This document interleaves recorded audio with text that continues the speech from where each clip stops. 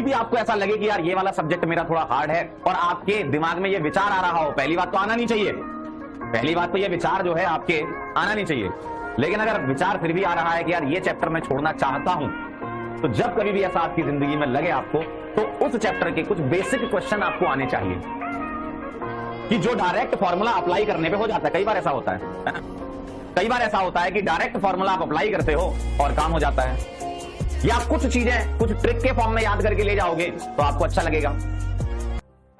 पढ़ाई के साथ साथ जो चीजें जरूरी होती हैं उसके बारे में भी हम बात करेंगे।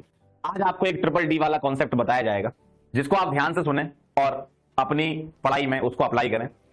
पहली बात है, don't procrastinate to study your hard subject.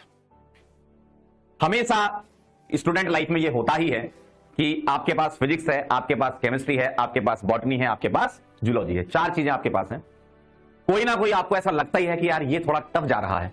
होता है, सबके साथ होता है, हमारे साथ भी होता था कि ये थोड़ा टफ जा रहा है, तो हम क्या करते हैं, भागने लगते हैं।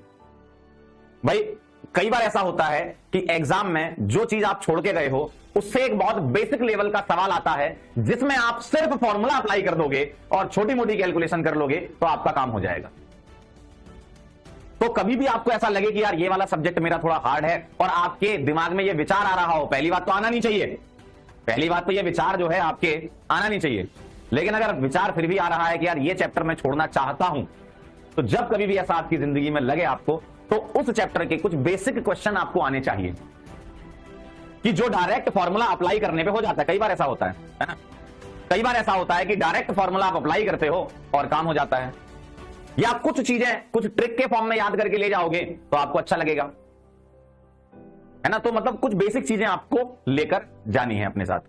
बहुत ज्यादा सबके साथ ही होता है ना, बहुत ज्यादा अगर आपको कोई चैप्टर परेशान कर रहा है तो उस चैप्टर को हाथ जोड़ के बोल दो, कोई बात नहीं, लेकिन हम तुम्हारे इतने तो सवाल कर लेंगे जो बेसिक वाले हैं, जिनमें हम फॉर्मूला में वैल्यू पुट कर दें, या कुछ ट्रिक बना के ले जाएं, कुछ याद करने वाली चीजें तो दिमाग में रख लें, तो ये तुम कर सकते हो, ठीक है। सेकंड पॉइंट यहां आता है डिपेंडेबिलिटी।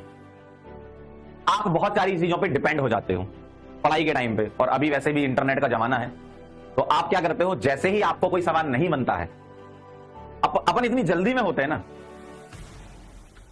अपन इतनी जल्दी में होते हैं ना कि उस सवाल में क्या है क्या नहीं है, क्या पूछा है, कई बार तो सवाल को पूरा भी नहीं पढ़ते और हमें अपने अंदर ही बना लेते हैं यार अब ये मुझसे नहीं बन रहा है और इसका सॉल्यूशन देख लेते हैं। ये कभी नहीं करना है। अगर कोई सवाल आपसे नहीं बन रहा है तो एटलीस्ट यार फाइट तो मारो, सॉल्व करने की कोशिश करो कि यार ये सवाल सॉल्व होना चाहिए। अगर कभी थ्योरेटिकल क्वेश्चन आ गया और इतनी बड़ी उसमें थ्योरी लिखी है सवाल में, तो हम 2 लाइन पढ़ के ही छोड़ देते हैं। जबकि अगर तुम उस क्वेश्चन को फर्स्ट अल्फाबेट से लास्ट अल्फाबेट तक पढ़ोगे तो पढ़ते पढ़ते ही उसका आंसर आ जाएगा चेन्नई। समझ रहे हो? तो हमेशा मतलब ऐसे डिपेंड नहीं होना आपको हर चीज पे। आपको जो भी क्वेश्चन आपके सामने आ रहा है पहले उसको अच्छे से सॉल्व करो। आप क्या करते हो ना, आप इससे डिपेंडेबिलिटी बढ़ा लेते हो अपनी कि भाई आंसर देख लेंगे हम तो, और वो फिर आपकी आदत में आ जाता है, और वो बहुत गंदी आदत होती है कि अगर क्वेश्चन नहीं बना तो तुरंत उसका सॉल्यूशन चाहिए तुमको। अरे सोचो तो यार, एक बार क्वेश्चन में फाइट तो मारो एक बार। तो ये चीज आपको अवॉइड करनी, डिपेंडेंट नहीं होना है एकदम से। कई बार ऐसा होता है आपके साथ, सबके साथ ही होता था। तो जो चीज मैं बोल रहा हूं ध्यान रखो। ठीक है, थोड़ा टाइम लगेगा सवाल करने में, लगा देंगे 2 मिनट 4 मिनट ज्यादा ले लेगा, सवाल लगा देंगे, लेकिन उस सवाल से तुम कुछ सीखोगे तो, उस क्वेश्चन से तुम काफी चीजें सीख चुके होगे। लेकिन उसके लिए फाइट मारनी पड़ेगी, क्योंकि कहते हैं कि slowly is the fastest move. ये ध्यान रखना, लेकिन सही डायरेक्शन, ठीक। और कभी कभी आप बहुत लंबे लंबे समय तक पढ़ने की कोशिश करते हो, आप बैठ तो भले ही जाते हो, तीसरा पॉइंट जो है, आप बैठ तो भले ही जाते हो, लेकिन एक समय के बाद जब दिमाग आपका भर चुका होता है तो उसके बाद बस आप सिर्फ रीड करते हो, सीखते कुछ नहीं हो उससे। आप बस चीजों को रीड करते रहते हो, आपके दिमाग में कुछ नहीं जाता है। तो हमेशा जब कभी भी पढ़ रहे हो, छोटे छोटे टाइम इंटरवल में पढ़ें। 45 मिनट का एक स्लॉट बना लिया, 1 घंटे का एक स्लॉट बना लिया, ऐसा नहीं कि 3 घंटे तक बैठे हुए। तो ऐसे लगातार आपको नहीं करना है। लगातार स्टडी आपको टाइम खराब करती है। आपको लगता है, आपके घर वालों को लगता है हमारा बच्चा हमारा अच्छी बहुत पढ़ते हैं, अरे सर 8-8 घंटे 10-10 घंटे बैठे रहते हैं ये। तो सही में जवाब वही दे रहे हैं, बैठे रहते हैं। आउटपुट कितना निकला आपका?